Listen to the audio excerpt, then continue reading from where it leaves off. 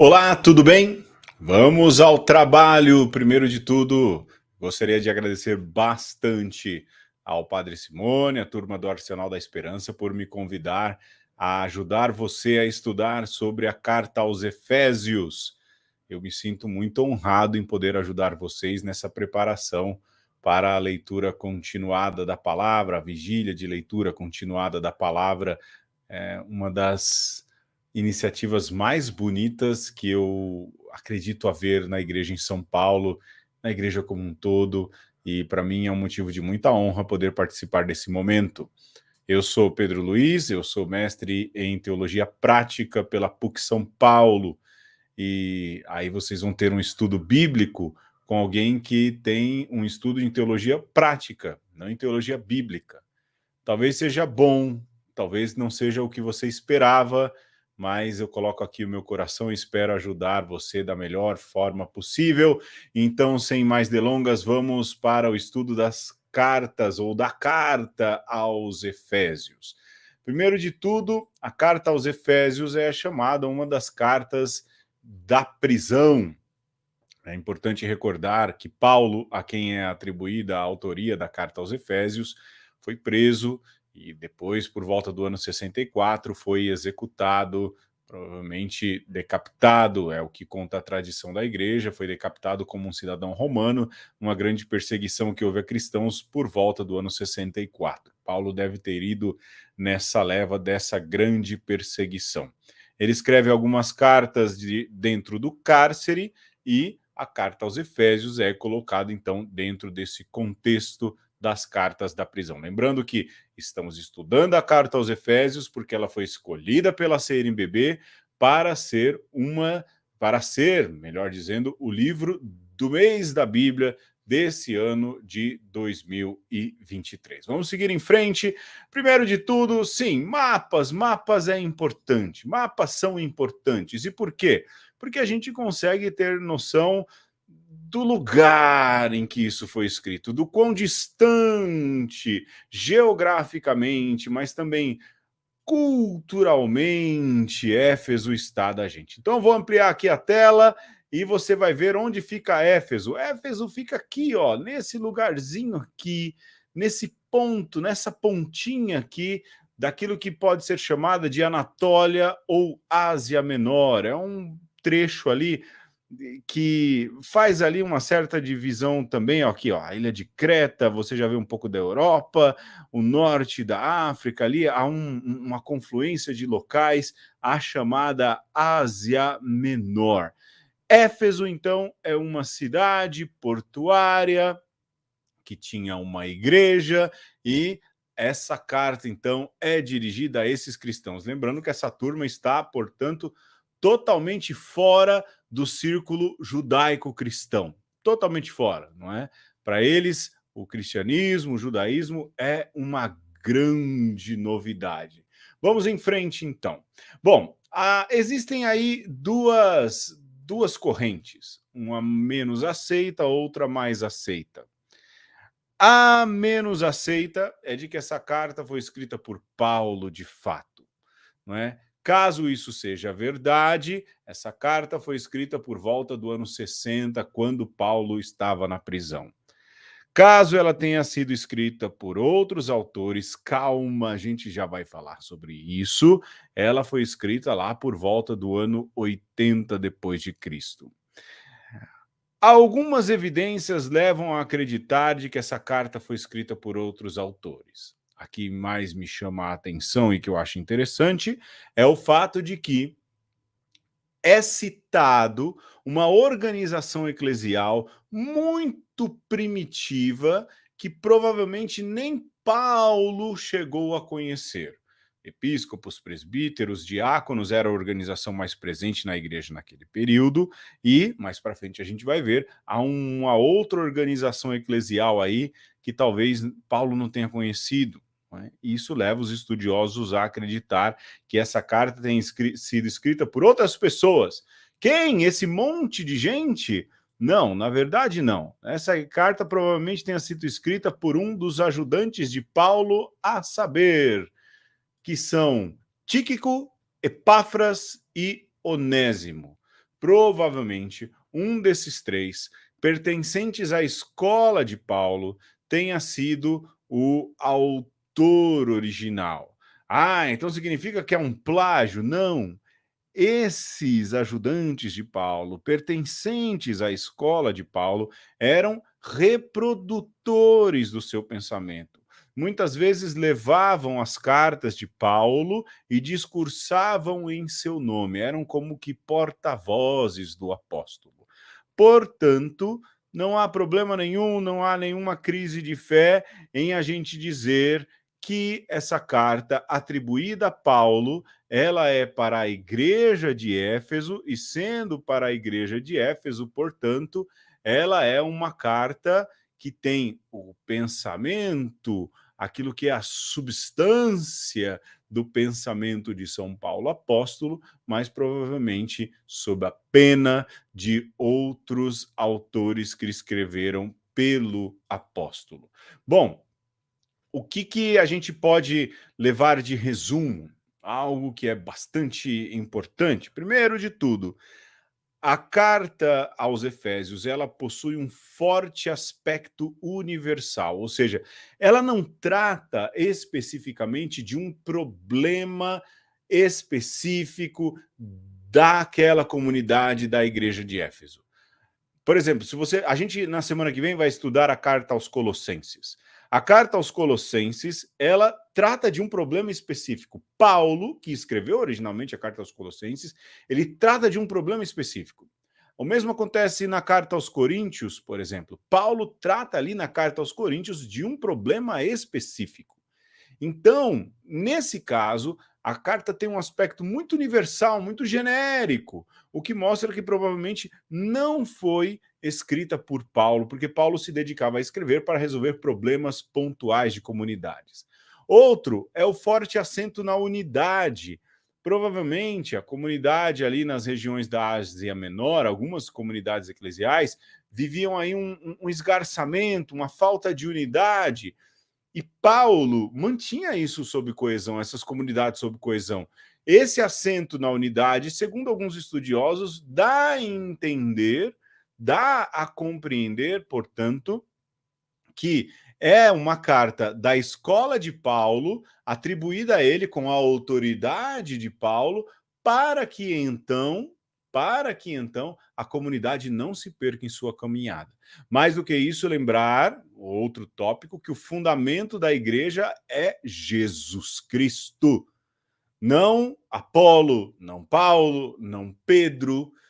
Havia, e Paulo relata muito isso, às vezes uma confusão da igreja ligada a pessoas, e a igreja está fundada e ligada a Cristo. E um outro ponto importante é que a igreja é o novo povo de Deus. Vamos em frente, então. Bom, eu vou ler para vocês aqui o hino inicial, né? O hino que abre a carta de São Paulo ou a carta aos Efésios. Eu queria só lembrar que eu vou usar qual texto? Eu vou usar dessa vez a Bíblia Palavra Viva.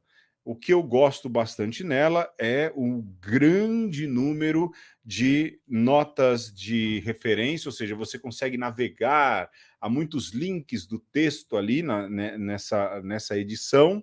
O texto ele tem algumas revisões técnicas, sobretudo, e mais do que isso, esse texto possui novas introduções aos livros. Isso é muito legal, não é? Mas no outro estudo aos Colossenses eu quero usar a Bíblia de Jerusalém, depois eu quero usar uma CNBB, e aí você pode me perguntar, Pedro, qual é a melhor Bíblia? E eu vou lhe dizer, a melhor Bíblia é aquela que você tem, desde que seja uma tradução católica, uma completa, com todos os livros, e mais do que isso, que seja a Bíblia que você lê, que você estuda, que você medite, que você reze. Essa é a melhor Bíblia que você tem, sem dúvidas disso. Vamos lá, então, diz o apóstolo. Paulo, apóstolo, abre, não é? Dizendo, Paulo, apóstolo de Jesus Cristo, pela vontade de Deus, aos cristãos que estão em Éfeso e fiéis em Jesus Cristo. Olha só, pessoal, vou até pôr aqui o meu rosto enchendo. Há algumas traduções, essa é uma delas, que excluiu o nome Éfeso aqui na tradução. Por exemplo, nesse texto está Paulo, apóstolo de Cristo Jesus, por vontade de Deus, aos santos e fiéis em Cristo Jesus, a vocês a graça e a paz da parte de Deus, nosso Pai, e de nosso Senhor Jesus Cristo. O que isso significa? Que vai parar de chamar a carta aos Efésios? Não, ela vai continuar tendo esse nome, Carta aos Efésios. O que significa que alguns biblistas, com muita seriedade, com muito cuidado e com muito respeito, entendem que essa carta circulou por toda a região lá da Ásia Menor, aquele mapa que eu mostrei, e que a que ficou foi a carta que estava lá em Éfeso, e que por isso, então, ela é intitulada Carta aos Efésios, não é? E então Paulo começa dizendo: Paulo, apóstolo de Jesus Cristo, pela vontade de Deus, aos cristãos que estão em Éfeso e fiéis em Jesus Cristo, que a graça e a paz da parte de Deus, nosso Pai e nosso Senhor Jesus Cristo estejam com vocês. E diz o apóstolo, né, em um grande hino, que Deus nos fez, ele nos fez conhecer o mistério da sua vontade. Mistério. Pessoal, isso é importante. A gente, às vezes, lê mistério nas Sagradas Escrituras e acha que é algo escondido, um mistério não revelado, algo que só os padres, os bispos, os cardeais sabem.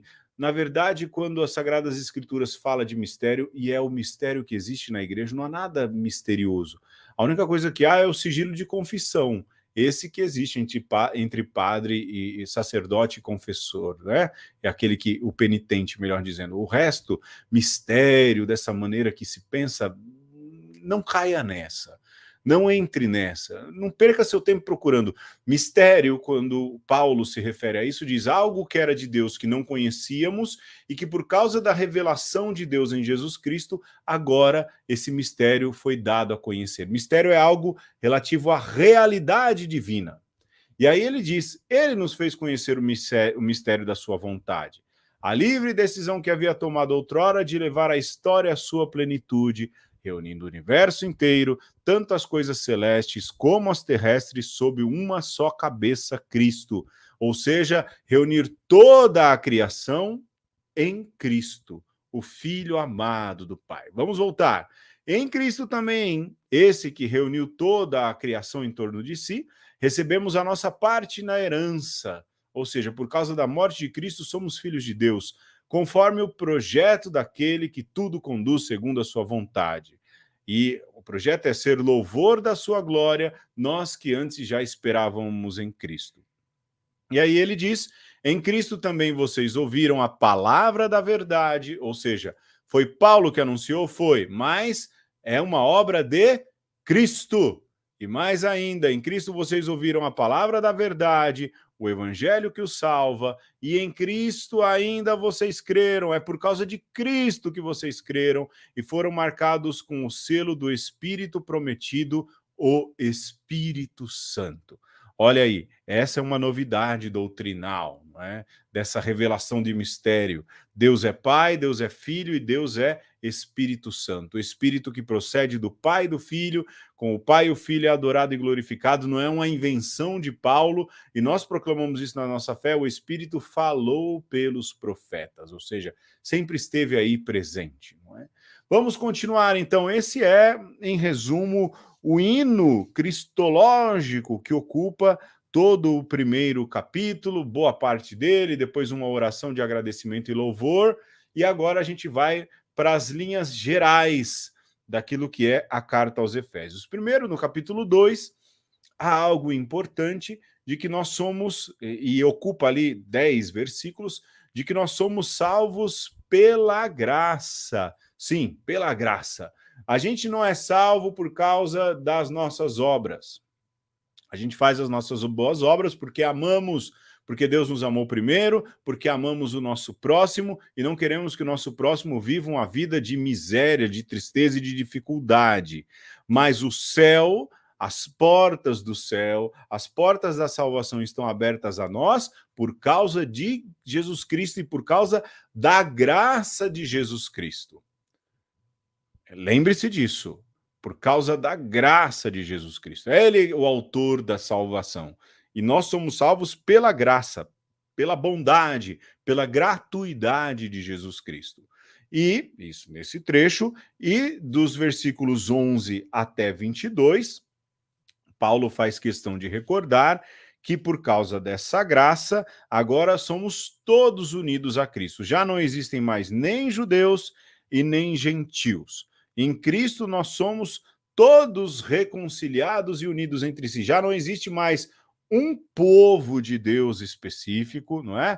Uma comunidade de salvos. Na verdade, existe toda a comunidade dos filhos de Deus e Deus salva todos. É uma salvação universal. Isso é por demais importante. Aí você vai dizer, mas Pedro, os judeus não acreditam em Jesus, como é que vai fazer? Ora, eles esperam o Messias. Nós esperamos a segunda vinda do Messias.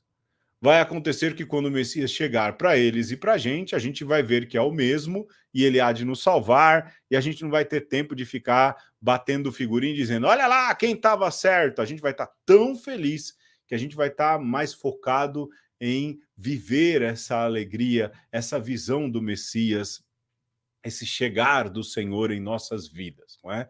Então, unidos a Cristo estamos, unidos a Cristo, como todos, como um povo de Deus, como uma comunidade de salvos. Bom, no capítulo 3, Paulo faz ali um breve resumo daquilo que é o seu ministério. Ele diz que ele é ministro do Evangelho, ministro, não é? Um governo tem ministros, eles falam em nome do presidente, agem em nome do presidente. Se Paulo é um ministro, ele age em nome, não é, de alguém que preside. Quem preside? Cristo preside a igreja. Ele é ministro do evangelho, ministro da boa nova, e para ele isso é um motivo de graça. E de fato, não é? Você ser ministro do evangelho, trabalhar com o evangelho, para mim é um motivo de graça falar das coisas de Deus. Eu agradeço, porque é algo que gosto muito, trabalho com isso. Isso é um motivo de muita alegria para mim, é um motivo de graça, não é? Mais ainda, Paulo diz que é uma graça, dentro dessa missão, anunciar o evangelho para um público diferente. Porque Paulo não falou para os de dentro, Paulo falou para os de fora, os totalmente de fora. Teve um trabalho muito mais difícil. Anunciar o evangelho aos pagãos. A comunidade de Éfeso era uma comunidade de pagãos convertidos ao cristianismo. A graça de anunciar o evangelho aos pagãos, não é? Mais ainda, no capítulo 3, Paulo ressalta que o continuador dessa missão não é ele, mas é o Espírito Santo. Isso é de fundamental importância.